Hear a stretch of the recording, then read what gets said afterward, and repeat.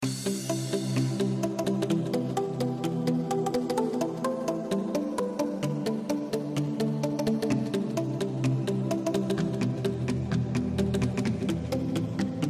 les gens, j'espère que vous allez bien, c'est Mirmadeo. On se retrouve aujourd'hui pour une nouvelle vidéo. Je voulais surtout m'excuser pour la longue durée dans laquelle je n'ai pas fait de vidéo. Ça fait bientôt 6 mois que je n'ai pas fait de vidéo. Et non seulement car j'ai cassé mon téléphone, je me le suis fait confisquer au collège. J'ai eu le brevet blanc et donc je n'ai pas vraiment eu le temps de faire beaucoup de vidéos. Donc je suis vraiment désolée de ne pas avoir fait de vidéo et de pas avoir eu le temps. Enfin voilà. Et j'ai fait l'acquisition de plein de nouveaux reptiles, de plein de nouvelles espèces.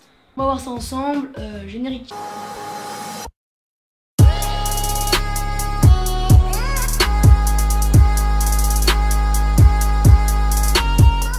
Comme je vous l'ai dit, j'ai fait l'acquisition de plein de nouvelles espèces, c'est-à-dire un Pogonin viticeps, un Pantherophis guttatus, des élevages parallèles pour nourrir mes animaux, donc des élevages de Blatt Red Runner, des élevages de Blatt Dubia, ver de farine et ver de Morio. J'ai également fait l'acquisition de Phédole pallidula, donc c'est une espèce de fourmi.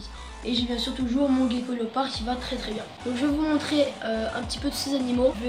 On va faire un petit peu un suivi du gecko léopard et des messeurs barbarus. Et je vais vous montrer tous mes nouveaux animaux. Donc c'est parti. Donc pour commencer, le terrarium du gecko léopard. Donc j'ai un petit peu changé depuis la dernière fois. J'ai mis une boîte humide à grillon. Bon, c'était pas très esthétique. Donc je vais vous le montrer. Donc il a quand même grossi. Toujours se désinfecter les mains avant le gecko. Donc le voilà. Donc comme vous pouvez voir depuis la dernière fois, il a quand même bien grossi. Je vais essayer de bien vous le montrer. Voilà. Il a bien grossi, il se porte à merveille, il stresse plus beaucoup. Il s'est habitué à son nouvel environnement, il sort la soirée. Il sort même des fois vers 14 h jusqu'au soir. Il est très actif, il se porte très bien, il mange bien. Donc je suis pas sûre que ce soit un mâle encore. Il n'est pas encore adulte, donc il sera adulte vers juillet, août. Je vais le remettre dans son terrarium tranquille et on va passer aux autres animaux. Donc ici c'est le terrarium de mon Pogonin viticeps. Donc j'ai fait un décor de fond en plaque de polystyrène extrudé comme celui du gecko léopard. Mais celui-là je l'ai fait entièrement moi-même avec des plaques. J'ai vraiment fait quelque chose de propre. J'ai mis du sable rouge, des ardoises, vous voyez à peu près. Donc les légumes sont derrière la branche, ne vous inquiétez pas. Je vais vous montrer exactement le terrarium et puis le lézard. Donc voici le terrarium, donc une plaque en haut, une deuxième plaque là. Après il est tout le temps sur son décor de fond quasiment. Il y a des petites cachettes donc ici et ici.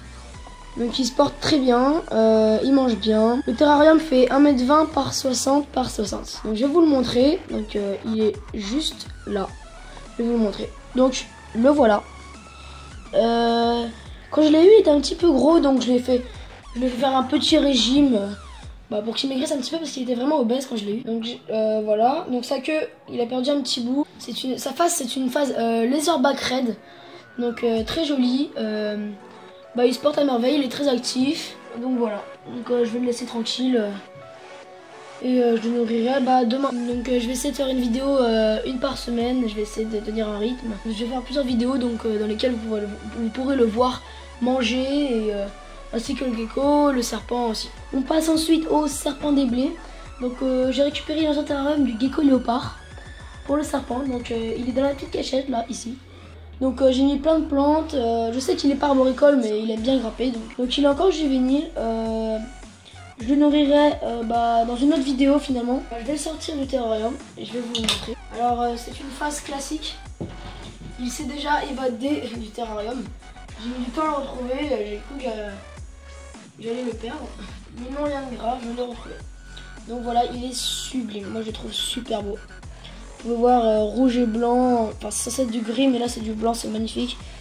Avec un peu de orange et il est fin et il mesure environ 40 cm, une quarantaine de centimètres. Il est super beau, il mange très bien, il se porte super bien. Donc voilà, il est né en septembre, septembre 2016 et on est actuellement le 19 mai 2017. Je vais pas trop le stresser, je vais le remettre dans son terrarium. Donc là aussi j'ai récupéré une cachette du gecko léopard car il était trop gros, le gecko léopard il ne pouvait plus entrer dedans. C'est sa cachette préférée, hein, il aime bien rester dans les branches sa petite boîte humide. Donc depuis que je l'ai, il a fait 2 minutes. Je n'ai pas encore trouvé de petit nom. N'hésitez pas à me dire dans les commentaires, à me donner des idées pour que je trouve un petit nom. On va donc passer maintenant aux fourmis. Donc le deuxième nid que vous voyez, c'est le nid d'Ephédole pallidula que j'ai depuis très peu de temps. Je les ai depuis une semaine à peine. Les messors se sont très bien développés depuis la dernière vidéo. Bah, moi ça me fait pas un choc car je les vois tous les jours, mais je pense que depuis la dernière vidéo ça doit faire quand même un choc car elles sont plutôt pas mal. Donc je les ai déplacées, je les ai mis là pour qu'elles soient plus tranquilles. Alors je vais vous les montrer tranquille. On va commencer par les messors comme d'habitude. J'ai humidifié le nid tout à l'heure, donc j'espère qu'il n'y aura pas de condensation. Alors en général elles sont stressées, donc non, ça va encore. Donc oui, elles ne sont pas peuplées toutes les salles encore, mais il y a actuellement un gros couvent, sachant qu'il y a eu quand même beaucoup de pertes. J'ai dû avoir une vingtaine de morts depuis la dernière vidéo. J'ai rattrapé les effectifs et il y a vraiment énormément de couvents. Alors je vais essayer de vous montrer ça de plus près. Donc je vous montre avec la loupe. J'essaie de bien vous montrer. Vous pouvez voir qu'il y a quand même pas mal de fourmis, il y en a environ une centaine. Donc je ferai un suivi d'élevage sur les messors, ne vous inquiétez pas. Donc elles mangent des insectes maintenant, souvent. Donc là il y a un très beau couvain, donc je pense que d'ici un mois je vais presque, bon pas doubler, mais voire multiplier par 1,5 l'effectif de ma colonie. Le nid toujours aussi sale, hein, ça n'a pas changé. Mais les messors mangent très bien. Donc je leur ai mis des graines pissenlit, comme vous pouvez le voir. Donc elles adorent ça. Hein. D'ailleurs une fourmi, là on a une mandibule. Donc voilà, ces fourmis, rien à dire, super, elles se développent super bien. Voilà, on va passer au Phédole pallidula. Donc pour les Phédole pallidula, c'est une espèce beaucoup plus petite. Elles sont dans ce nid depuis tout à l'heure. Donc j'ai un nid plus gros et une espèce plus petite, donc c'est pas très logique. Donc je vais vous les montrer. Elles sont pas très nombreuses. Alors je sais depuis pas longtemps et quand j'ai essayé de mettre la colonie dedans, il y a eu une perte au niveau du couvain. Alors il doit y avoir une vingtaine de fourmis. Donc là je vais utiliser la loupe également. Donc là vous pouvez voir la reine. Donc il y a pas mal de couvains. Donc je suis plutôt content de cette espèce que j'ai nouvellement acquise. Donc le nid de microphone, donc toujours super beau le nid. Franchement je suis super content des nids de microphone. Je vous conseille vraiment ce site. Ils font vraiment bien leur nid, ils se foutent pas de nous. C'est vraiment cool.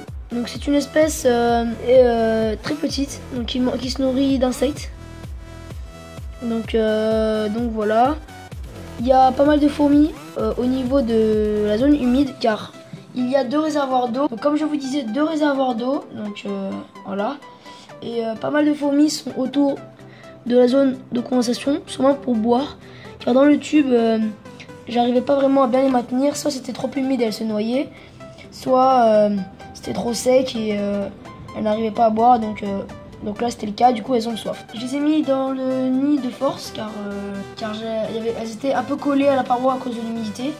Il y a quand même pas mal de noyades, donc j'essaie de faire de mon mieux. J'ai récupéré le maximum de couvains, mais j'ai quand même pas mal de pertes. Donc comme vous pouvez voir, 2 sorties pour pouvoir relier le nid à une annexe ou faire des déménagements de colonies. C'est très pratique, surtout que c'est d'un diamètre différent.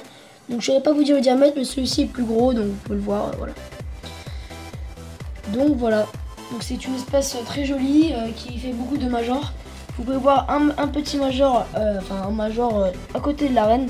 Donc les majors sont relativement petits, hein, ils font la taille des minors, des messors barbarus, voire même plus petits. Donc vous voyez, ils sont super jolis. Je vais essayer de faire un petit zoom. Alors avec le zoom, la qualité est plutôt mauvaise. Donc là on peut bien voir le major. Donc les majors sont très jolis. Il y a un couvain et la reine, donc voilà. Donc là nous avons quelques nymphes en haut. Je sais pas si vous allez réussir à les apercevoir. C'est très flou, hein. Et au niveau de la reine, c'est surtout des larves. Donc je vous dis essentiellement car je vois. Mais c'est très dur à filmer. Faudrait que je m'équipe d'une caméra. Voilà. Donc c'est un budget. Je vais essayer de m'organiser pour pouvoir en acheter. Donc on va passer maintenant aux élevages parallèles. Donc c'est-à-dire les élevages nourriciers. Donc on se retrouve enfin devant ma pile de boîtes d'élevage nourricier. Donc en bas, les Blade Red Runner. Là, les Blade du bien. Les grillons que je maintiens. Donc là, actuellement, j'en ai plus. Je vais aller en acheter demain. Ici, les vers de farine. Et ici, les vers Morio. Donc je vais tout vous montrer un par un. Je vais essayer de faire une description bref et rapide. Donc voilà, donc c'est parti. On commence par les vers de farine. Donc voilà. Les vers de farine se trouvent dans une boîte Tupperware trouée pour qu'elles puissent respirer. Donc je leur donne de la farine et du pain. Donc il y a vraiment énormément de vers. Je sais pas si vous pouvez voir que c'est que des vers. Il doit y en avoir des millions. Donc j'ai acheté une centaine de vers au début et voilà ce que ça a donné. Donc ils dévorent le pain, c'est assez impressionnant. Ça peut être dégoûtant pour des personnes, je peux comprendre. Donc voilà. Donc je nourris mes animaux, mes reptiles avec ça quand je n'ai plus de grillons. Ou pour leur donner une petite friandise, bah voilà. Donc comme je vous le dis souvent, les vers de farine et les vers Morio, ce sont des friandises, rien de plus pour les reptiles. Hein. Il ne faut pas les nourrir uniquement de ça, sinon ils vont grossir et ils n'auront pas de nutriments. Voilà, donc on va passer aux vers Morio. Donc les vers Morio, c'est approximativement pareil, sauf que les vers sont beaucoup plus gros et que là j'en ai vraiment beaucoup moins. Car j'ai commencé l'élevage il y a très peu de temps. Donc c'est plutôt plus compliqué. J'ai du mal à faire cet élevage. Donc je sais pas si vous allez réussir à voir. Bon, ceux-là ils sont plutôt gros. Vous pouvez voir quand même qu'ils font une bonne taille par rapport aux vers de farine. Donc ça, c'est comme les vers de farine, c'est des friandises. On passe aux blattes d'Ubia. Donc les blattes d'Ubia, c'est pareil, ça peut dégoûter des personnes. Je peux comprendre. Alors c'est des blattes, c'est comme des blattes Red Runner, mais en plus gros et ça ressemble pas aux blattes Red Runner. Donc voilà, c'est moins prolifique et ce sont des animaux vivipares. C'est-à-dire qu'ils ne pondent pas d'œufs. Donc je leur donne des légumes et des croquettes. Donc vous pouvez voir une blatte ici. Donc voilà.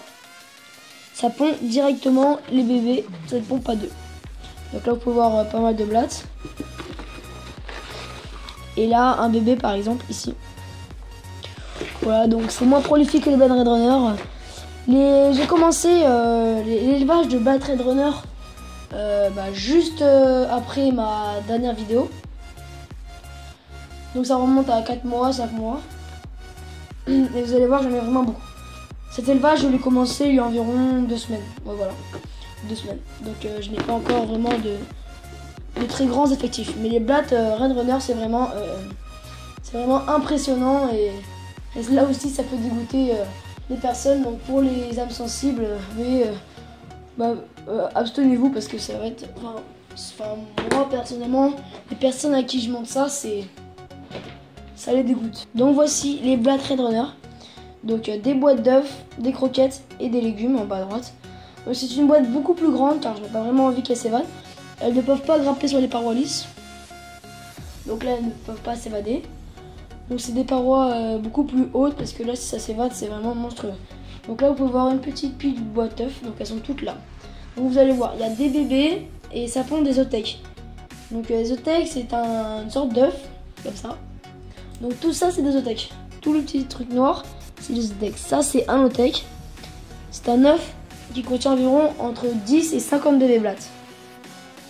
Donc c'est vraiment très prolifique. Donc les bébés mettent environ 3 mois pour devenir adultes. Donc vous allez voir que j'ai vraiment beaucoup de blattes. Donc c'est impressionnant. Donc, je vais vous montrer. Tac. Donc là vous pouvez voir des... Je sais pas si vous le voyez bien mais il y a énormément de blattes. C'est impressionnant. Donc là, il y en a avoir une centaine. Là, pareil, 200, 300. Là, c'est pareil, là, c'est les plus petits. Tac. C'est comme ça à chaque étage. Hein. Et là, ça continue, 200, 300. Au total, j'en vais avoir plus de 1000 hein, quand même. Et donc là, une fois que les blattes seront adultes, je ne nourrirai mes reptiles que de ça. Je n'aurai plus besoin d'acheter des grillons. Cela me fera faire des économies. J'achèterai toujours des criquets pour mon pangolin, car mon pangolin ne veut pas de grillons, il mange uniquement des criquets, donc c'est difficile, oui. Mais il est gentil, on l'aime bien. Sinon, ces blattes me servent aussi à nourrir mes fourmis. Je nourris mon serpent avec des souris. Donc des souris congelées, des souriceaux, des petites souris. Donc voilà, donc j'espère que cette vidéo vous aura plu. N'hésitez pas à vous abonner, à lâcher un like, un commentaire. Encore une fois, excusez-moi de ne pas avoir fait de vidéo depuis une si longue période. Donc merci, j'espère que cette vidéo vous aura plu. Et je vous dis ciao tout le monde dans une prochaine vidéo. Allez, salut à tous.